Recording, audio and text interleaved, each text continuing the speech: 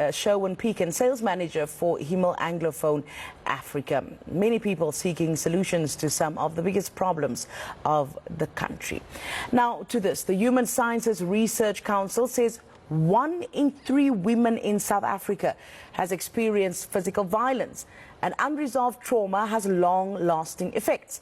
This makes the Institute for Healing of Memories crucial. It creates safe spaces for individuals and communities to share their stories and begin healing. To tell us more, I'm joined by the Institute's Director of Programs, Fatima Swartz. Fatima, good morning. Thank you so much for joining us today.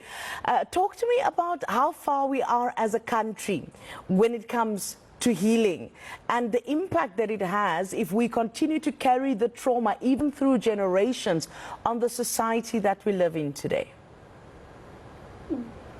Good morning. Thank you, Jenna-Leigh, for the opportunity to speak about the work of the Institute, particularly on this day, the Heritage Day.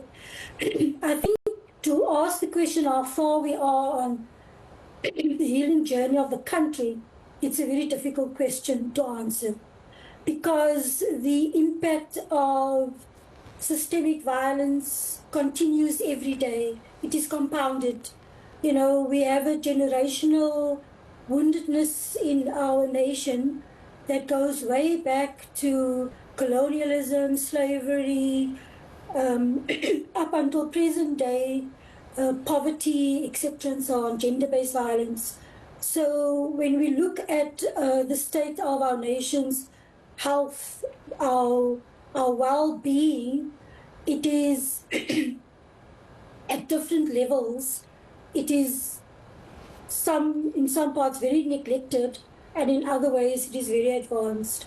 So the Institute for the Healing of Memory is a social healing organization, which means that we work with people individually as well as in communities and groups of people, and take them through a healing process that is a couple of days. The first workshop, first interaction of people telling their story, a second interaction where people deal with the issues which I know South Africans are very familiar with, that of just the anger that we carry, etc., and so on.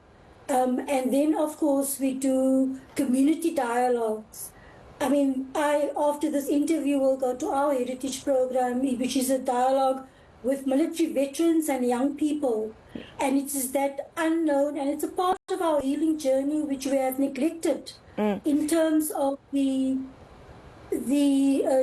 impact that it has had on people who were part of the liberation struggles, their families, because we usually focus on the veterans themselves.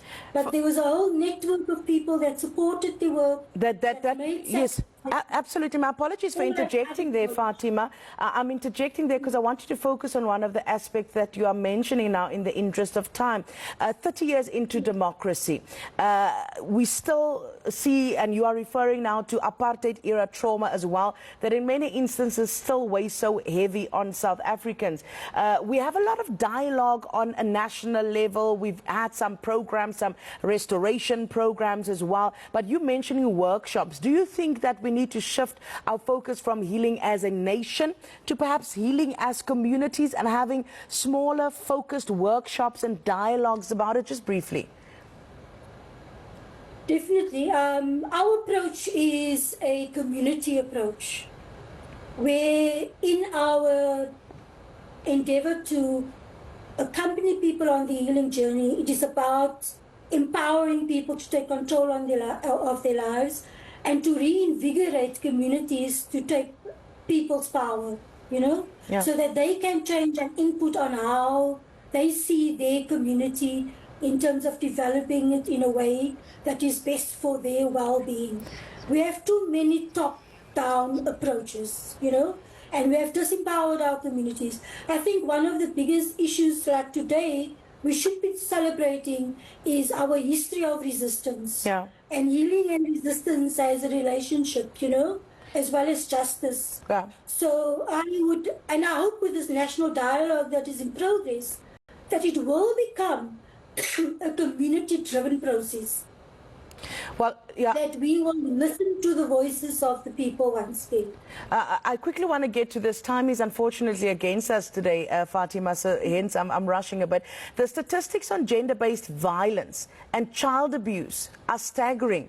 And I'd also like you to take us through how does one connect these cycles of violence to unresolved trauma?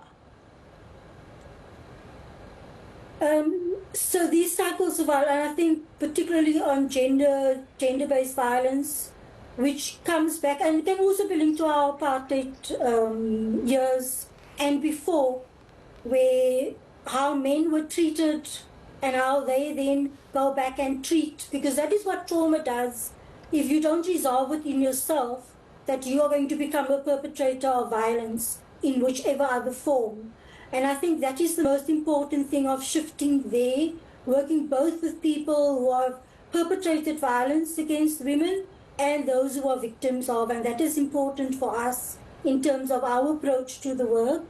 At the same time, I think the issues around children, we're doing a lot of work with young people, and I think schools should be much more invested in doing work like this, particularly around bullying and so on. Yeah. Because all that we are doing is that people get abused, they are bruised, they are wounded, and they then inflict on the next generation the cat and the dog. As they say, hurt people hurt people. Fatima, thank you so much for the incredible work that you are doing. And it's clear more conversation is needed and more work, deep-rooted healing work is needed in our country. Thank you so much. That was Fatima Swartz from the Institute for Healing of Memories. Now, an exhibition titled The